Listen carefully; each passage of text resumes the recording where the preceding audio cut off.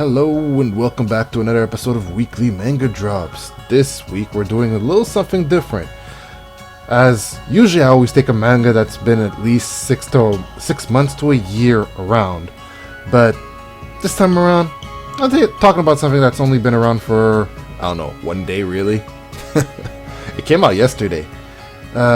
In all honesty, I believe there are about 3 chapters available. But anyways, let's get into the name of the name of the manga I'm talking about instead of talking about the background of it. I don't know why I'm doing that. But it's called Talentless Nana, also known as Munu no Nana. You know, I feel like the name wanted to be somewhat cool, but this is fine. Whatever. It's cool. It's good. It's good. It's good. But anyways,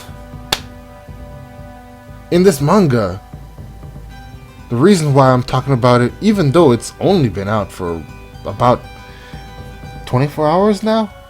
Yeah, I think it's been 24 hours. Is that this manga has actually surprised me. Though the manga itself has left me with a lot more questions at the end of it. But it was really interesting, and I also felt a little bit cheesed at the end as well.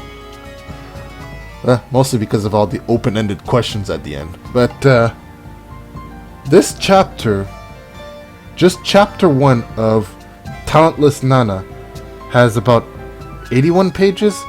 Yeah, 81 pages. And whoo, is it a ride! I can't get into too much of the specifics because, well, while it is only one chapter, I feel like the biggest impact of it is you actually going in blind. But I do feel like they foreshadowed a little something at the beginning of the chapter. Like, I think like the first few pages they completely foreshadow something.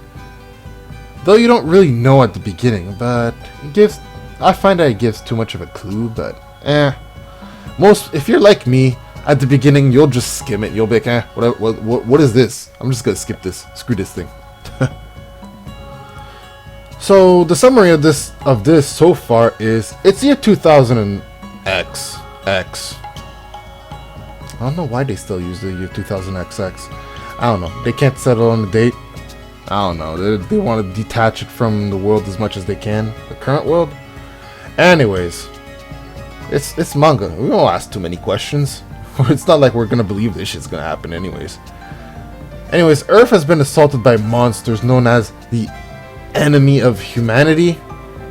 Yeah, that's real original. In order to deal with this threat, special schools, basically made out of, like, you know, it's kind of like the stories where you got schools of, like, espers. All kinds of animes follow this trope. You got academies of magic, you got the schools of espers, you got, I don't know, like battle schools and all that. You know, the usual battle tropes. Basically, it's teenagers with extraordinary powers. You know what, I'm just gonna call them espers. I don't care. The book calls them talented. They're espers, bruh. It's as simple as that. It keeps saying stuff like they have the ability to defy the rules of reality. They're espers, bruh. Anyways, among these special superpowered individuals, someone who was sent to one of these schools despite having no innate special abilities whatsoever.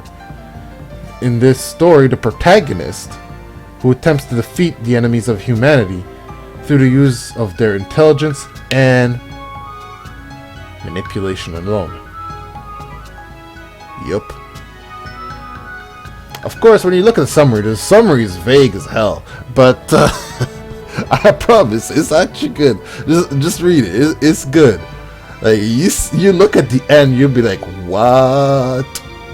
I know I was, until I went back and I read the beginning. And I was like, oh, I feel stupid now. Shouldn't have skimmed the beginning. But I can't emphasize it enough. But I feel like emphasizing it actually spoils it. Is that weird? Is that weird? I don't know. I just feel like saying that the story goes in the direction that you do not expect it to go. And that is the big surprise of the story, and that in itself is already a spoiler. It's hard to talk about it without spoiling anything. Anyways, I like how the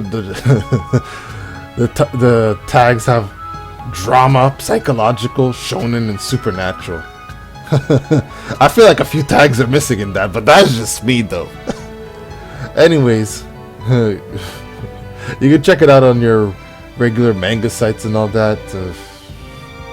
What else? Hey, if it were to actually come out in like manga form where I can actually buy it in English and all that, I'd definitely buy it. I mean, granted, it has holes in the story, but what manga doesn't? Then again, you have like Bleach, who has like millions of holes in it. It has more holes in it than Swiss cheese, boy. Oh, Bleach. Everybody just looks at the ending and they're like, yeah, I can see it. And I'm just there like, I don't like it. I don't like this ending. This ending is lame. Everybody just glosses over it. Why does everybody just gloss over the ending of Bleach? I mean, the ending of Bleach is just so lame. I'm not talking about what happens like when they skip like 5 years ahead. I'm talking about the skip itself. I mean, how are you just gonna go and just skip the entire battle and just be like, yeah, here we go. They have their families and stuff now. I was just there like, dude, what are you guys smoking, man? Author, why have you betrayed us? I mean, granted, Bleach didn't really have a direction that it was going in the first place. Because it was open-ended, everything could basically come from every which way. We got blindsided so many times, I lost count. And at that point, it just, well, it basically became like Fairy Tail is now. There's no stakes in Fairy Tales.